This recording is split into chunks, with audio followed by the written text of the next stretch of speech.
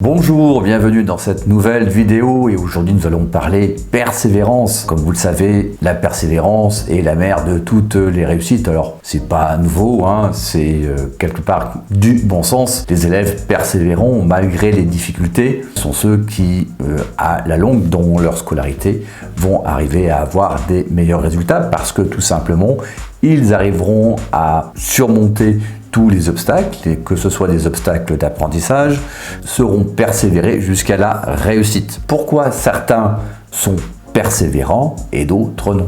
Pourquoi certains arrivent à continuer inlassablement jusqu'au succès alors que d'autres sont relativement enclins à abandonner, parfois même très tôt. Et le pire, c'est que même certains abandonnent tout près du but. Comment expliquer par exemple la persévérance de J.K. Rowling, l'auteur d'Harry Potter, qui a quand même subi 12 refus d'éditeurs et qui a persévéré jusqu'au 13e pour pouvoir éditer son livre Harry Potter, et ensuite on connaît le succès. Qu'est-ce qui explique l'obstination, la persévérance de Sylvester Stallone, qui a écrit Rocky, qui a présenté son scénario à un nombre incalculable de producteurs, qui étaient d'ailleurs prêts à acheter son scénario, et le pauvre Stallone, qui n'avait que 34 $ sur son compte en banque, voulait absolument jouer dans son film. Il voulait absolument le premier rôle, vendre le scénario même pour 100 000 $, alors qu'il n'avait que plus de 34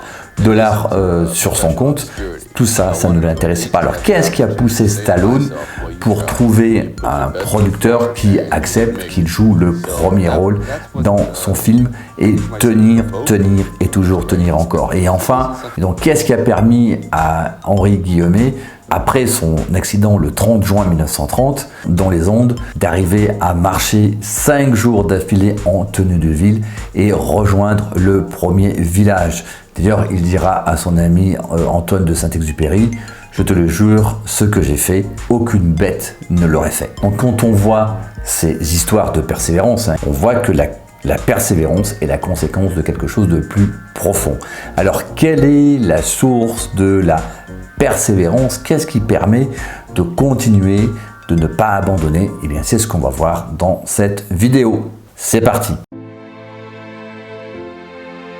Ici, on va parler d'une expérience assez peu commune, une histoire de rat. Et oui, le scientifique Kurt Richter, donc professeur à la prestigieuse Johns Hopkins Université, a fait une célèbre expérience de rat qu'il a trempé, qu'il a mis dans de l'eau. Alors c'est vrai que l'expérience est plutôt cruel, mais je vous rassure, à la fin, le chercheur sauvait systématiquement ces rats. Kurt Richter a voulu observer le comportement des rats dans l'eau et savoir finalement combien pouvait tenir un rat immergé dans un bocal dans lequel, bien entendu, il ne pouvait pas sortir. Il a constaté qu'il ne pouvait tenir que au guère plus une dizaine de minutes.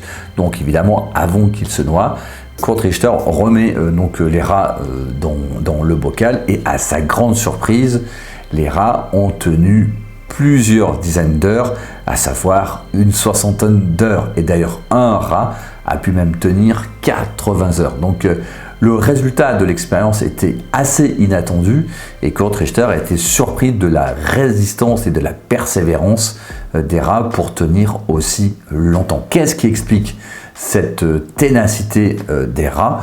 Très simplement, c'est l'espoir. C'est parce que les rats avaient l'espoir d'être sauvés qu'ils ont nagé encore jusqu'à ce que, ils soient à la limite de la noyade, qu'ils soient complètement fatigués. Ce qui est intéressant, c'est que dans la première tentative, les rats étaient fatigués au bout de 10 minutes parce qu'ils n'avaient plus du tout d'espoir, et que dans la deuxième tentative, lorsque Kurt Richter les a mis une deuxième fois dans l'eau, les rats savaient que à un moment donné, ils seraient sauvés. Et donc, ils ont poursuivi encore et encore pendant 60 heures. L'espoir est un facteur clé dans la persévérance de ces animaux. D'ailleurs, Kurt Richter indique que après l'élimination du désespoir, les rats ne meurent pas. Ceci est réalisé en tenant à plusieurs reprises les rats brièvement, puis en les libérant et en les immergeant dans l'eau pendant quelques minutes à plusieurs reprises.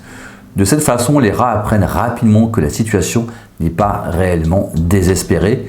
Par la suite, ils redeviennent agressifs, essayent de s'échapper en ne montrant aucun signe d'abandon.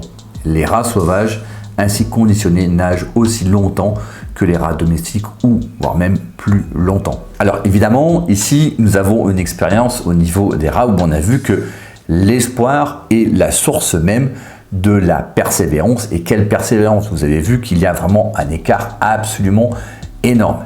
La question, bien entendu, est qu'en est-il au niveau humain? Il y a plusieurs études qui ont analysé ce phénomène et l'une d'entre elles qui fait référence, c'est l'étude de Snyder en 1991. Dans cette étude, les résultats montrent que l'espérance, définie comme la croyance en la capacité à atteindre des objectifs et à trouver des voies pour y parvenir, est un facteur prédictif de la réussite scolaire, de la performance académique et du bien-être psychologique. Une autre étude publiée en 2011 auprès de 234 étudiants a montré à peu près la même chose, a confirmé l'étude de Snyder. Cette étude indique que les étudiants qui ont commencé les cours avec un niveau d'espoir de réussite plus élevé ont eu une plus grande amélioration de leurs résultats que ceux qui ont déclaré des niveaux d'espoir moyens ou plus faibles. Et enfin, une autre étude de Segerströmer, pardonnez-moi la prononciation qui est assez compliquée, Segerström donc examine lui plutôt les effets de l'optimisme qui est étroitement lié à l'espérance. Son étude indique que l'optimisme et l'espérance sont associés à une meilleure adaptation aux événements stressants, à une meilleure santé mentale et physique, ainsi qu'à une plus grande résilience face aux difficultés. On a constaté dans l'expérience de Kurt Richter, on peut le transposer au niveau humain. Alors évidemment, on ne va pas faire l'expérience avec tremper quelqu'un dans l'eau et savoir combien de temps il peut tenir, bien entendu. Une analyse intéressante du docteur en psychologie Thomas Sullo, qui enseigne à l'université de Pennsylvanie, indique qu'il y a une nouvelle science qui montre comment le cerveau est conçu comme une machine à espérer. Et il indique que si vous voulez réussir dans la vie, l'espoir appris est la clé. Ce concept fait référence à la capacité d'apprendre des expériences passées et d'utiliser ses connaissances pour garder espoir en l'avenir. C'est une question d'optimisme que les choses vont s'améliorer, même quand elles semblent difficiles. L'espoir appris est essentiel pour quiconque veut atteindre ses objectifs. C'est ce qui nous permet de continuer lorsque vous rencontrez des revers et vous donne la force de continuer à vous battre pour ce en quoi vous croyez. Si vous voulez réussir, commencez par apprendre à garder espoir. Et c'est là le fin mot finalement de la persévérance. Ceux qui persévèrent, les Henri Guillemet, les Sylvester Stallone, les J.K. Rowling ont tout simplement appris à espérer. Et cette espérance, donc quelque part qu'ils allaient pouvoir y arriver, quoi qu'il arrive, leur a permis d'atteindre leur objectif et donc leur but. Comment fait-on finalement quelque part pour cultiver cette espérance? Parce qu'effectivement, l'espérance, c'est deux faces d'une même médaille. C'est-à-dire que vous pouvez espérer, l'espérance peut être quelque part un déni face au mur de la réalité. Mais aussi, l'espérance peut être quelque chose qui vous permet, comme on l'a vu, de pouvoir persévérer. Donc là aussi, il n'y a pas de recette magique.